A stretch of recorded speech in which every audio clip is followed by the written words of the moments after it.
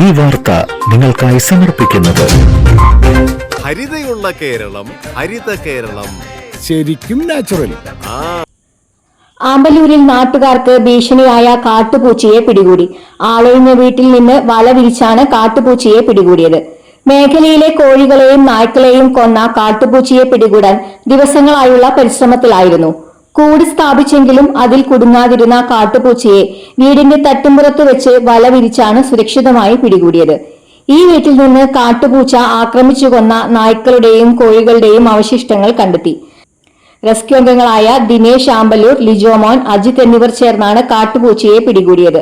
Palappilly forest അധികൃതർക്ക് കൈമാറിയ കാട്ടുപൂച്ചയെ പിന്നീട് ഉൾവനത്തിൽ വിട്ടയച്ചു.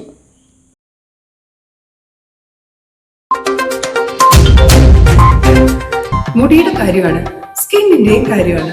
അപ്പൊ പിന്നെ റിസ്ക് എടുക്കാനൊക്കത്തില്ല.